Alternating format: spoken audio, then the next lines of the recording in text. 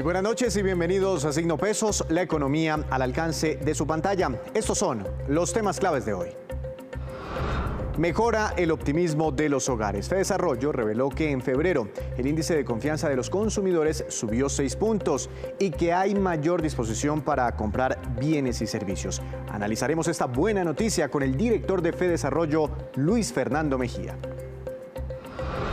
Empleo para las mujeres. Hay miles de vacantes en todo el país y para diferentes cargos. Angie Velázquez, directora de la Unidad del Servicio Público de Empleo, nos contará los detalles de estos puestos de trabajo y cómo se puede acceder a ellos.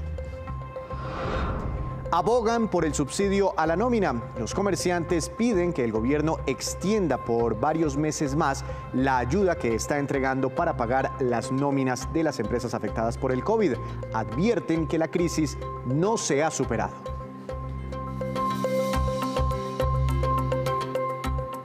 Y comenzamos esta emisión de Signo Pesos con esta que es la cifra económica del día, menos 14,6 puntos porcentuales y corresponde al índice de confianza del consumidor registrado en febrero según la última encuesta que realiza mensualmente Fedesarrollo.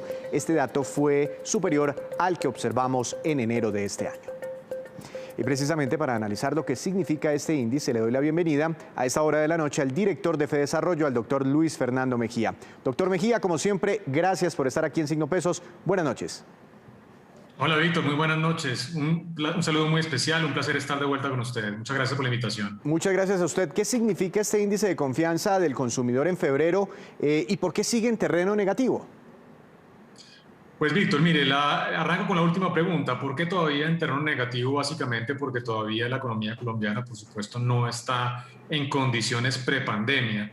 Hasta ahora está empezando a recuperarse frente a lo que fue un choque muy grande en la actividad productiva, una contracción del 6,8% el año anterior, un aumento en la tasa de desempleo que en el promedio año estuvo alrededor del 16%, y eso por supuesto afecta el ingreso de los hogares y el bolsillo de los hogares, y por ende todavía estamos en terreno negativo como ha sido la costumbre especialmente desde la llegada de la pandemia. La noticia positiva, Víctor, por otro lado, es que hubo una recuperación frente al mes de enero. Recordemos que infortunadamente arrancamos mal el año con las cuarentenas sectorizadas en Bogotá, con las restricciones a la movilidad de la actividad productiva en Cali, en Medellín y otras de las principales ciudades del país. Y en enero el balance había retrocedido por primera vez desde la llegada de la pandemia y había cerrado en menos 20,8. La noticia, como usted lo dijo, Víctor, es que en febrero llegamos al menos 14,6, una mejora de más de 6 puntos frente al mes de enero. Así que todavía nos falta camino por recorrer en materia de optimismo de los hogares, pero por otro lado, una recuperación frente a lo que fue un muy mal arranque en el año que fue el mes de enero. ¿Cuál ha sido la evolución de este indicador durante la pandemia? ¿Qué porcentaje mostraba con cifras positivas antes de la llegada del coronavirus? ¿A cuánto cayó por allá en abril cuando nos cierran? ¿Y cómo fue la evolución en la recta final del año pasado? Usted nos dice que hubo un bache en enero, ¿no? Y ya en febrero nos recuperamos un poco. Sí, así es. Nosotros llegamos a ver índice de confianza del consumidor negativo en alrededor del menos 35%, una de las peores cifras en la historia desde que tenemos este indicador de confianza del consumidor en Fedesarrollo. Y eso, por supuesto, mostraba la magnitud del choque tan grande que estaban sufriendo los hogares en materia de generación de empleo y generación de ingresos. A partir de los meses de marzo y abril, que fueron los meses más negativos en materia de confianza, la confianza del consumidor empezó a recuperarse paulatinamente y consistentemente. El año pasado cerramos en el valor menos negativo desde que arranca la pandemia en diciembre, que fue menos 10,4. O sea, pasamos de un menos 35 alrededor de un menos 10% en el mes de diciembre, continua recuperación a lo largo de los últimos 8 meses, y en enero, infortunadamente, por las noticias que ya comentamos, viene un retroceso al menos 14%. Entonces, no hemos recuperado a nivel de diciembre porque estamos en menos 14,6, pero por otro lado, otra vez pareciera que arranca esa tendencia de recuperación en la confianza de los hogares. ¿Esto qué refleja? ¿Que la gente realmente está sintiendo en su presente mejores condiciones económicas y mejores condiciones financieras para su hogar? ¿O es que creen que les va a ir mejor dentro de unos meses? Pues Víctor, en esta ocasión tenemos realmente los dos elementos. Nosotros tenemos dos desagregados fundamentales en la confianza del consumidor. Lo primero es lo que usted mencionaba y es las condiciones económicas del hogar y por supuesto actuales de la economía. Y en otro componente relacionado más con las expectativas. ¿Cómo están viendo los hogares a la vuelta de 12 meses? Sus propias condiciones y también las de la economía en general. Y realmente los dos componentes aumentaron. El índice de condiciones económicas aumentó 6,7 puntos porcentuales, que es este que le digo de condiciones actuales, y el índice de expectativas a 12 meses también aumentó 5,9 puntos porcentuales, un aumento relativamente similar. Así que la mejora que estamos viendo en el mes de febrero refleja de nuevo mayor confianza en lo que están viendo actualmente los hogares y también mejores perspectivas a la vuelta de 12 meses. La llegada de la vacuna, ¿qué tanto está impactando al índice de confianza del consumidor?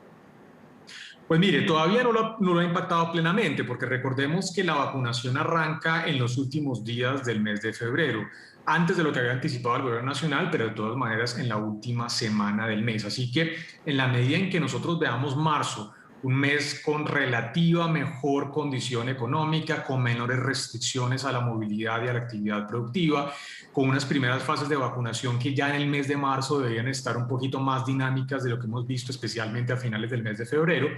Eso seguramente, Víctor, va a ser muy importante para no solamente mejorar la confianza de los hogares, sino también de las empresas. Así que deberíamos ver para el mes de marzo mejoras no solamente en el indicador de confianza del consumidor, sino también en el indicador de confianza empresarial, que es el otro termómetro que tenemos desde FEDesarrollo para medir cómo está la actividad productiva.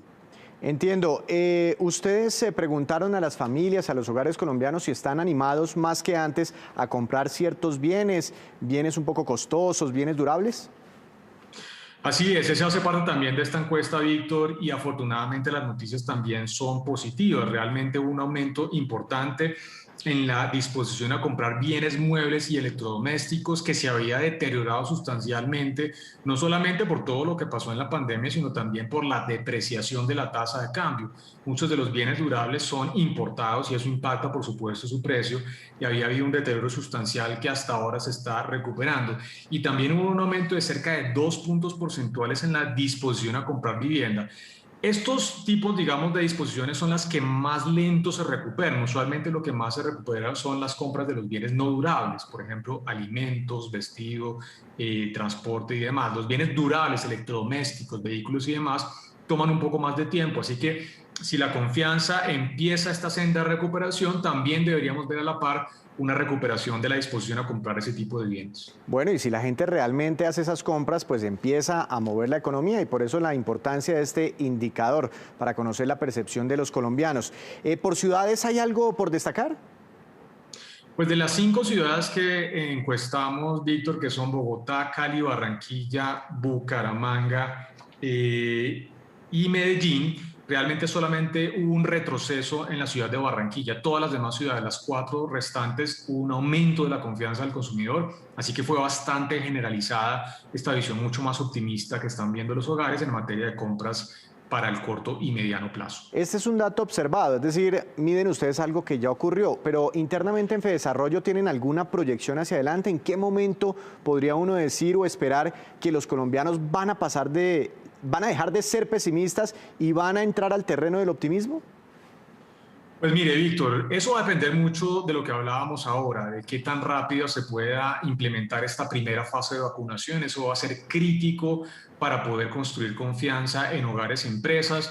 También va a ser muy importante qué pasa con los planes de reactivación, no solamente del gobierno nacional, sino también, por supuesto, de todas las entidades del orden territorial. Si se pueden acelerar esos planes, seguramente se va a ver una más rápida recuperación de la actividad productiva y del empleo. Así que ojalá seamos optimistas, Víctor, que al final de este año tengamos ya otra vez la confianza en terreno positivo. Eso va a depender de nuevo del tema de la vacunación y también de la velocidad de recuperación a raíz de los planes de choque que están implementando gobierno nacional y entidades territoriales. ¿Quiénes son más optimistas, doctor Mejía? ¿Las personas que viven en estratos más altos, estratos medios o en estratos más bajos? Pues mire, infortunadamente no hubo una homogeneidad en términos de la recuperación de la confianza del consumidor por ingresos o estratos socioeconómicos. El estrato alto todavía sigue siendo incluso más pesimista de lo que fue en el mes de enero, hubo un retroceso, Por otro lado, los estratos bajos y medios, que al final de cuentas hacen buena parte de las compras a nivel agregado macroeconómicamente hablando, tuvieron un aumento importante en la confianza. Entonces no fue generalizado, pero al menos en las clases bajas y medias, que además fueron las más golpeadas, por supuesto, a lo largo de la pandemia, sí vemos una recuperación importante de la confianza. Doctor Mejía, muchas gracias. Siempre es muy bueno, aunque todavía está en el terreno del pesimismo, pero siempre es muy bueno ver una recuperación en la confianza del consumidor que miden ustedes desde Fedesarrollo. Que tenga una feliz noche y gracias por estar aquí. Así es, Víctor. Ojalá que continúen estas buenas noticias hacia adelante. Muy importante de los hogares en términos de determinar ese ritmo de recuperación. Muchas gracias por la invitación y un saludo muy especial. A usted muchas gracias. La confianza del consumidor, que tiene una relación muy directa con el desempeño del consumo, el desempeño de la economía. Y otro sector donde se está registrando ese mayor optimismo de los colombianos es el del turismo. Las agencias de viajes hicieron una encuesta muy interesante que demuestra esa mayor disposición a salir de viaje. Paula Cortés, presidenta de ANATO, nos cuenta el resultado. En la última encuesta a los viajeros realizada por ANATO, han determinado estos encuestados que el 80% planea viajar durante este año. El 47% manifestó que le gusta viajar en las temporadas bajas y los que más quieren viajar son los millennials y los centennials en un 87%, seguido por la generación X de un 80%. Y claramente el 50% busca apoyo en las agencias de viajes por el acompañamiento, el conocimiento que le ha generado durante esta época de pandemia. Esas son las encuestas que hemos venido haciendo a los viajeros en la intención de sus viajes para poder de esta misma manera las agencias de viajes seguir entregando paquetes turísticos para incentivar los destinos nacionales e internacionales en este 2021. Los jóvenes más dispuestos a viajar. Hacemos una breve pausa, pero cuando regresemos espere las jugadas claves en la industria de licores. Ya llega Juan Fernández con su movida empresarial.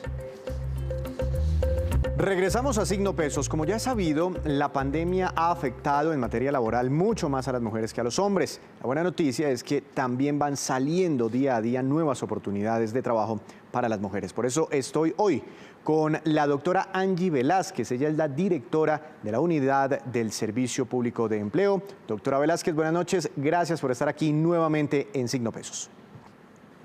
Víctor, buenas noches. Un saludo muy especial para usted, para la mesa de trabajo y para toda su audiencia. Siempre nos gusta hablar mucho con usted porque nos cuenta sobre ofertas laborales y esto al final del día le sirve muchísimo a esas personas que la han pasado tan mal en medio de esta pandemia. ¿Cuántas ofertas laborales tienen en este momento y para qué tipo de personas?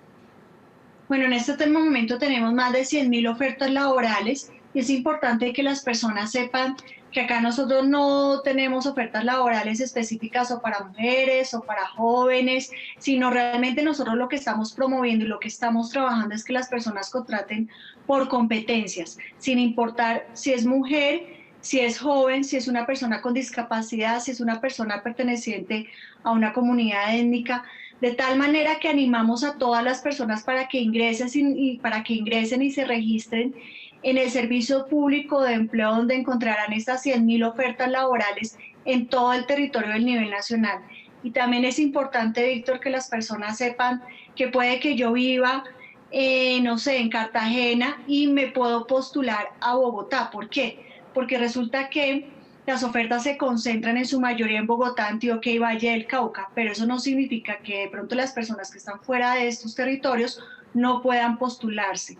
Frente a quiénes o cuáles son los perfiles o los sectores que más están demandando, son actividades y profesionales de las ingenierías, comercio al por mayor, actividades del sector de la administración, atención a salud humana, que todavía está en el top, y publicidad y estudios de mercadeo.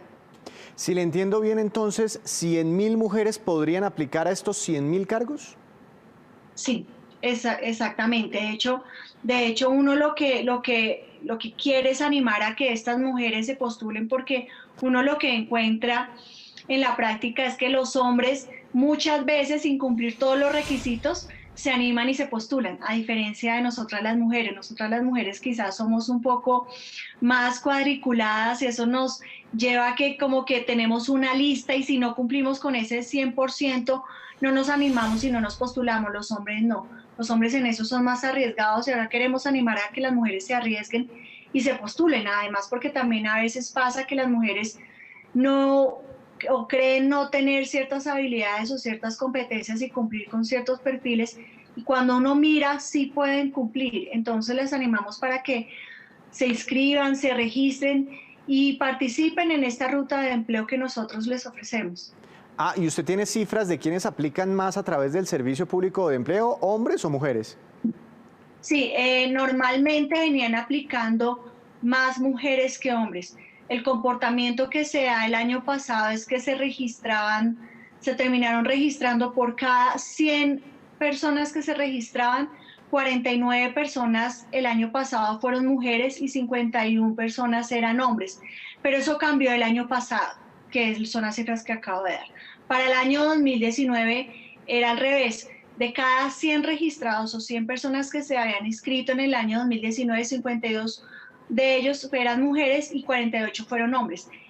A pesar de eso, y acá es importante que usted lo sepa, Victoria, es que aunque eso se invirtió, el resultado en las colocaciones sigue siendo una tendencia muy similar.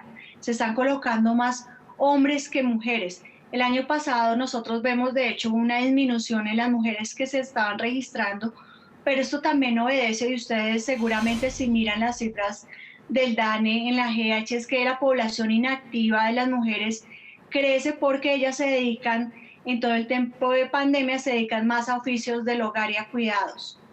Entiendo, entiendo. ¿Y ustedes han percibido algún tipo de discriminación laboral? Es decir, a la hora de elegir al postulado, que el empresario se incline más por el hombre que por la mujer en ciertos cargos. Sí, definitivamente hay perfiles ocultos, eso sí, no hay la menor duda, y nosotros precisamente trabajamos en esto. Nosotros trabajamos con un instrumento que es el modelo de inclusión laboral, que lo que busca es identificar cuáles son esas barreras. Una de esas barreras son las barreras organizacionales, que precisamente obedecen a los estereotipos, estigmas o aquellas concepciones cerradas que tienen los empleadores y que consideran que de pronto las mujeres no pueden ocupar ciertos cargos, pues que evidentemente sí podemos estar a los cuales sí podemos estar muy bien preparadas. Cuando uno ve de hecho las cifras y revisa y compara hombres y mujeres registrados, también se encuentra uno con que tienen un perfil. De hecho, la preparación y el nivel educativo de las mujeres registradas en el Servicio Público de Empleo es mayor que el de los hombres. Cuando uno encuentra también la situación de experiencia, años de experiencia, que es uno de los requisitos que influyen mucho, uno lo que evidencia también es que las mujeres y los hombres tienen un porcentaje muy parecido de los que se inscriben que no tienen experiencia o que tienen 5 años de experiencia. Entonces, en esos ejemplos uno lo que encuentra o lo que ve es que evidentemente algo sí está pasando en esos procesos de intermediación laboral. Ahí es donde nosotros ayudamos y trabajamos de la mano con todas las agencias de empleo autorizadas por el Servicio Público de Empleo para que las empresas realmente se animen y contraten por competencias, y nosotros decimos si no desde la diferencia, que no importe si es una mujer, que las mujeres, de hecho está comprobado que las mujeres tienen una gran estabilidad, le aportan, y muchas de ellas cuando trabaja la mujer lo que hace es tener una tasa de retorno en el hogar, es decir, ella invierte en la educación y en la salud de sus hijos. Entonces realmente eso es un beneficio no solamente para la empresa, para la mujer, sino también para toda la sociedad. ¿Cree usted que por esa histórica brecha de género entre hombres y mujeres, al momento de aplicar por un puesto, las mujeres llegan con ciertos temores? ¿Qué recomendaciones daría usted a las mujeres que, pues no solo a través de su servicio quieran conseguir un trabajo, sino que quieran llegar y ser exitosas a la hora de conseguir un puesto de trabajo? Sí, yo quiero animar a todas las mujeres. Miren, de hecho yo tengo una experiencia personal, y es que cuando yo comencé en este cargo me decían, pero usted mujer y joven, y de hecho no me lo decían personas, obviamente ni del gobierno ni adentro, sino era gente de afuera, externos. Entonces uno sí empieza a encontrar una resistencia en la sociedad que hace que uno muchas veces pueda llegar a sentir temor, y yo las animo para que se arriesguen, para que se animen. Si uno realmente cumple con el perfil, ¿por qué no hacerlo? Si uno realmente se ha preparado, si ha estudiado, si se ha esforzado, ¿por qué uno ponerle quizás más atención a esos comentarios negativos o a esos estereotipos sexistas que terminan precisamente pues le ponen a uno una barrera invisible que hace que uno muchas veces no se arriesgue y diga, no, eso no es para mí o yo no puedo con esto? Entonces yo sí les digo a las mujeres que se animen, que ahí en las agencias de Servicio Público de Empleo van a encontrar la ayuda y el acompañamiento que necesitan, y de hecho van a ayudarles también a redefinir su perfil ocupacional, a saber cómo negociar, por ejemplo, un salario, porque nosotros también hemos encontrado que el hombre es más arriesgado a la hora de hacer una negociación salarial, a diferencia de las mujeres. Entonces, por favor, anímense, que acá lo que van a recibir es todo el acompañamiento. No, y en muchas ocasiones esas mismas barreras de las que usted habla vienen inclusive de los propios familiares. Hay que romper todas esas barreras. Pero usted toca un tema bastante interesante, la brecha salarial. Dentro de estas ofertas, ¿qué podemos encontrar? No, dentro de estas ofertas, de hecho, lo que uno encuentra es que las mujeres y los hombres le están apostando, digamos, que a lo que se postulan. No hay una brecha importante en esa aspiración salarial, por lo menos en las aspiraciones. Pero sí, obviamente, cuando uno ve qué es lo que está pasando en las colocaciones, pues evidentemente sí encuentra. De hecho, nosotros tuvimos un caso desafortunado al cual tuvimos que atender de manera prioritaria. Eso fue en el año 2019, donde para un mismo cargo ofrecían para hombres un salario y para las mujeres uno más pequeño. Entonces ahí nos tocó llegar y atender y revisar esa situación, porque pues evidentemente también se cree que las mujeres pueden ganar menos, porque consideran que el jefe del hogar o quien sostiene el hogar es el hombre, que tiene una mayor carga económica, y eso no es así. Pues doctora Velázquez, muy interesante todo esto que nos cuenta. Muchas gracias. Estaremos siempre pendientes, ingresando al Servicio Público de Empleo para poder aplicar. Bueno, dice usted que 100.000 mujeres pueden aplicar, pero lo mismo, 100.000 hombres, jóvenes, cualquier persona en el territorio nacional puede aplicar estas vacantes. Muchas gracias por estos minutos para Signo Pesos. Víctor, muchísimas gracias a usted y un saludo muy especial nuevamente a toda su audiencia. Bueno, hay desempleo, pero también hay ofertas laborales. Y el programa de apoyo al empleo formal ha permitido mantener casi 4 millones de empleos, para lo cual el gobierno ha invertido cerca de 6 billones de pesos desde que inició la pandemia. Pero esta ayuda está a punto de acabarse ahorita en marzo, por lo que los comerciantes están abogando para que se mantenga, ojalá, hasta que cierre este 2021. Los pequeños y medianos comerciantes agremiados en FENALCO consideran que no es el momento de levantar y terminar el subsidio de la nómina, el programa PAEF. Por el contrario, en una encuesta que realizamos a nivel nacional, el 87.7% de ellos pide al gobierno la extensión, la considera decisiva y fundamental para terminar este proceso de recuperación de la economía y del empleo. De otra parte, cerca del 30% de los comerciantes manifestaron que de no continuar el PAEF tendrían serios problemas de mantener sus nóminas, ya reducidas por cierto, y tendrían que sacrificar nuevas plazas de trabajo. Todo el sector empresarial está esperando anuncios del gobierno nacional en este sentido, anuncios sobre los subsidios a las nóminas. Hacemos otra breve pausa, pero ya les contaremos cómo está Colombia frente a sus países vecinos en materia de equidad de género en el campo laboral. Ya regresamos. Y llega la hora de hablar de los negocios, como siempre, con nuestro especialista. Juan Fernández, buenas noches. Su tema de hoy, bienvenido. Víctor, buenas noches. Como sabe, la multinacional francesa de licores Pernod Ricard compró un porcentaje de participación mayoritario del ron colombiano La Hechicera, que le va a servir para fortalecer la presencia de la bebida en el mercado internacional. La Hechicera fue lanzado en 2012 por Miguel y Laura Riascos y Marta María Carrillo.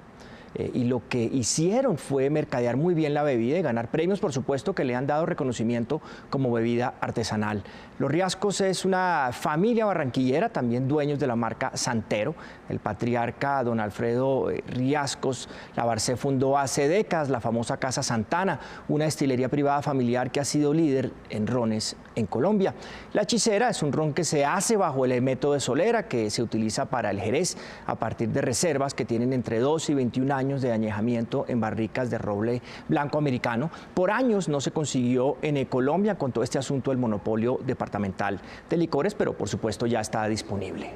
Claro, es que los departamentos son dueños de las licoreras y son, digamos, dueños también del mercado del ron en el país. Pero Juan, ¿qué otras empresas independientes están en este negocio del ron aquí en Colombia? Sí, Víctor, es interesante saber quiénes más están en el negocio del ron independiente en Colombia y de calidad, que es lo importante. Está ahí Dictador de Cartagena, manejado por Hernán Parra, nieto del fundador de la destilería y que vende el producto a unos 60 países. Su abuelo Julio Arango y Parra mantuvo al principio del siglo pasado la destilería Colombia, que era uno de los primeros lugares donde se elaboró ron en el Caribe y que Parra, el nieto, rescató de la mano de un par de socios extranjeros. Otro caso, el de Parce, creado por los hermanos Jean Patrick y Brian Powers y Arturo Fernández y su hijo Brogen Fernández Domecq, quienes son expertos maestros mezcladores. Brogen trabajó para la marca Ron Abuelo de Panamá por años, es miembro de la familia Domecq, que duró siglos elaborando vino Jerez y brandy en el sur de España y cuya marca, pese a ser de la multinacional Allied, se mantiene. El abuelo de Brogen fue José Ignacio Domecq, conocido en la industria como La Nariz por su experiencia en el proceso de elaboración de licores. Elaboraron un ron de 8 y 12 años añejado al 100% con agua natural de manantial, jugo de caña de azúcar, levadura hecha por la propia compañía para lograr una mejor fermentación y envejecido en barriles de whisky de roble quemado. Juan, pero parecería que sin monopolios departamentales la industria independiente de los licores ¿tendría un buen futuro? Sí, Víctor, esos ejemplos de cómo familias colombianas o emprendedores también han podido hacer muy buenos rones en el Caribe, pues demuestra cómo sin monopolios departamentales pues puede crearse con el tiempo una industria de productores independientes de licores muy interesante y de alta calidad, y con ellos el desarrollo de múltiples negocios. Y esta pues es, Víctor, la movida de hoy sobre ron. Es un mercado que en Colombia debe mover unas 20 millones de botellas al año de todos los tipos, pero donde la diferencia puede estar en los rones de lujo. Claro que sí, Juan, muchas gracias. Lo esperamos mañana y el resto de la semana con más movidas empresariales. Y ahora vamos con estos que son los indicadores económicos que usted debe conocer antes de irse a dormir. La tasa representativa del mercado que regirá para mañana será de 3.623 pesos con 61 centavos, cayó 16 pesos con 59 centavos el dólar. El petróleo de referencia Brent para Colombia cayó 1,93%, se ubicó en $68 con 2 centavos por barril. El precio interno del café colombiano bajó y quedó en promedio a 1.140.000 pesos por carga. El índice Colcap de la Bolsa de Valores de Colombia cayó un 0,58%, jornada negativa. La acción más valorizada fue la de Concreto, con una ganancia de 2,06%, y la acción que más cayó, la más desvalorizada, fue Valores Simesa, con un retroceso del 10%. Antes de despedirnos, los dejo con el siguiente dato. Aunque en Colombia se habla mucho de grandes brechas de género en el mundo laboral, nuestro país está mejor que otras naciones vecinas, según un informe del propio Foro Económico Mundial. El índice de equidad de género se mide entre 0 y 1. Entre más se acerque la puntuación al número 1 o el país al número 1, significa que hay más equidad. En ese índice, Colombia tiene un 0,68, Perú tiene 0,67, Brasil 0,58. Chile 0,56, Argentina 0,51, México 0,46. Todos estos países superados por Colombia, y en el mundo hay muy pocos países con verdadera igualdad de género. Entre ellos están Bélgica, Canadá y Dinamarca. Así terminamos por hoy, pero los esperamos mañana con una nueva emisión y con toda la información económica que usted necesita saber. Esto es Signo Pesos, la economía al alcance de su pantalla. Que tenga una feliz noche.